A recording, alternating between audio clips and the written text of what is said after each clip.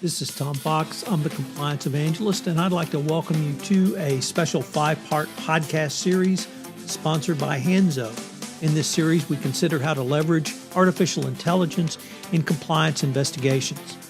In this podcast series, I'm joined by several members of the Hanzo team as we explore the current best practices around investigations and how your compliance function can take investigations to a new level of cost, efficiency, and operational proficiency utilizing tools provided by Hanzo. Our explorations include considering the Department of Justice's guidance on investigations recently released, the use of AI in the Hanzo Investigator, how Hanzo technology can help a company overcome investigative challenges, and Hanzo's specific approach to finding and managing data across literally the entire life cycle of an investigation. In this exploration, we are joined by Sean Friedland, Hanzo's Senior Product Marketing Manager and Compliance, Jim Murphy, the VP of Products, and Keith Laska, the CEO of Hanzo. I know you will enjoy this series. It has lots of information packed into it, which you will be able to utilize in your compliance program and more specifically in your investigations going forward. In this concluding part 5 of our 5-part exploration on improving investigations, we take a look at where investigations may be going in the future and how greater efficiencies will lead to more effective investigations. Hello, everyone. This is Tom Fox, back for our concluding episode in our 5-part exploration of conducting more conclusive compliance investigations with AI and web-based evidence. Today, I'm joined again by Keith Laska. Keith is the CEO at Hanzo, and we're going to try and wrap this up together in this podcast and also really give some thoughts on where the next steps might be. So Keith, first of all, thank you for taking the time to visit with me today. Hi, Tom. Happy to be here and excited to continue the conversation. Keith, in our last episode, you were able to give us some of your thoughts and observations really at a macro level from your discussions with clients and observations in the industry around how we have moved from utilizing the tools, techniques, and strategies of Hanzo for capturing information from the public web, capturing information internally, archiving it, and using it in a litigation approach to really a much more proactive approach to help companies streamline and reduce their costs through a very proactive risk mitigation strategy. And I was wondering if we could use that as perhaps a starting point. If you could tell us a little bit more about Hanzo's mission and how Hanzo is really helping not only litigation and legal professional, but really the compliance professional to use the information that is publicly available to help not only measure your risk, but actually manage that risk going forward. Sure thing, Tom. I mean, ultimately, Hanzo's mission is to help companies be proactive about reducing active litigation. And there are a couple of data points that are really driving the growth of Hanzo as a viable solution for compliance and legal professionals, certainly in the U.S. and around the globe.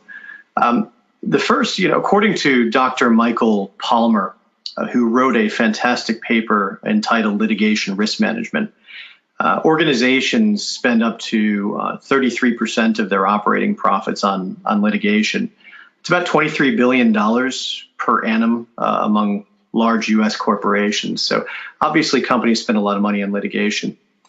The second data point that's interesting is general harassment and, of course, sexual harassment charges filed with the EEOC are rising by 12% in just 1 year, largely because of the Me Too movement. And that's something that corporations are trying to grasp and grapple with.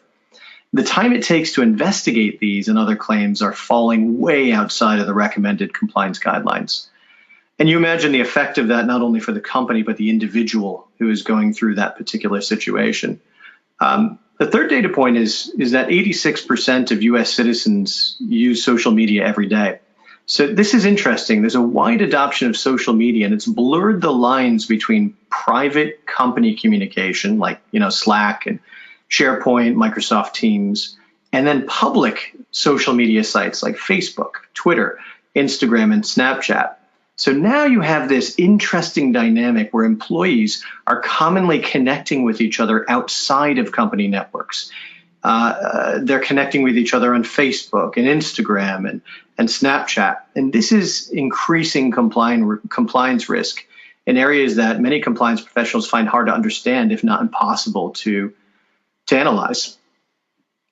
Keith, let me just pick up on that last point, because you said that the connections outside the business world are an increased risk. But could I flip that and say that those connections outside the business world that employees are making actually is an opportunity for companies to see if they need to engage in a more robust risk management strategy, to see if employees are thinking about or even doing things that, if are not illegal, maybe unethical, that the company wants to stop before it moves to a true legal violation or something that could be the subject of a civil litigation and monetary damages. Is that an opportunity for companies? Without a doubt. I'd quote my beloved grandfather, who once told me, if it walks like a duck and quacks like a duck, it's probably a duck. If you find continuing abusive behavior on public channels, and people who don't have regard for ethical behavior and kind behavior towards other individuals, the chances are that individual is going to replicate that behavior in other places as well. So while it might not serve to be a smoking gun, so to speak, it will serve to kind of be influential in the process of what you consider to be the right type of individuals to bring into your culture, whether that be employee screening or individuals who might have a propensity to take things they shouldn't take from the corporation, or people who happen to find it normal, unfortunately, to harass others in a public or even private forum. So for sure, there's a lot of value there for corporations to get ahead of and be in charge of if they can. That's one of the things that compliance practitioners are really struggling with now, Keith, is what not only what information should they be looking at, but how they should be utilizing that information. But if I could just put on my former trial lawyer hat for a moment, when that information's in the public record, a company is on notice of actual knowledge. And if you have actual knowledge of any sort of nefarious conduct, it could be serious liability for a company. So my sense would be that this would be something that would be extraordinarily important, not only at the boardroom and C-suite, but in HR and compliance, in IT, and even in the financial function of a corporation. I couldn't agree more. I think it's important to distinguish here from various tool sets out there. There are a multitude of tools that might allow you to analyze on a peripheral level information out into the web, but we're in the business of legally defensible captures ultimately. So when, as a compliance or litigation professional, you are doing diligence and you are investigating particularly public or private information, the objective is not only to identify that information, but if you need to capture it because you consider it to be responsive, you have to capture it in a legally defensible way.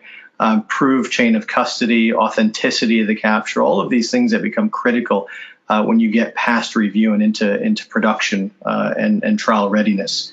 And so that is really a massive, unique differentiator that Hanzo has over really a myriad of other solutions on the market. We collect in a native format. And so that's really what the dynamic archive that Hanzo presents customers is all about. I was able to take a little bit of a deep dive into the dynamic archive with Jim Murphy in an earlier episode, and I think he was a little surprised when I said I find document archiving incredibly sexy, Jim, and actually he agreed. So we were able to explore that, and perhaps to end, if I could just give a few thoughts and ask for your thoughts. The archiving of data, the dynamic archiving of data in any compliance investigation, the first thing literally the regulators ask is, do you have the document secured? Are you on top of your documents? And I've talked to a lot of very high-powered, white-collar internal investigators at blue chip law firms, and they always say that having a handle and control of the documents is critical. And it seems to me that the dynamic archiving is built into the Hanzo tool and process really from the beginning. Would that be a fair assessment? It is a fair assessment. And, I agree with you from the perspective of excitement around archives. I think probably watching an archive at this point would be more interesting than watching the last season of Game of Thrones anyways. But I would say that, if I were to break apart the pieces of dynamic archive, it really starts from the ability to access in an automated way the exabytes of information available to all of us on the web, and at the same time bridge the intelligence you gather from the public web with the intelligence that you gather and collate and collect behind corporate firewalls with private information. So Investigator, which is the first product in our dynamic archive platform, allows you to do just that.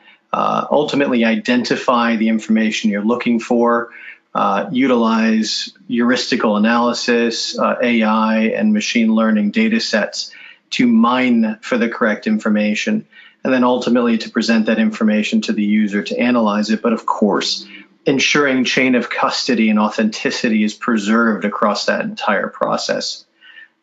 Once you have the information you need, the next product in our archive is called Hanzo Hold. And this is a product that allows you to apply active litigation hold to custodians within your organization. You start to see the power of the archive when you think about active hold of content behind the firewall, like Slack and O365, Microsoft Teams, SharePoint, and you combine that with intelligence you might get from investigating and or monitoring subjects in the public web, and you start to really kind of see the value there. Once you have the information you need, it's kind of time to start the review process and production process, and that's when our capture technology comes in and ensures that that chain of custody is carried throughout the entire process. We recently launched alerts and monitoring.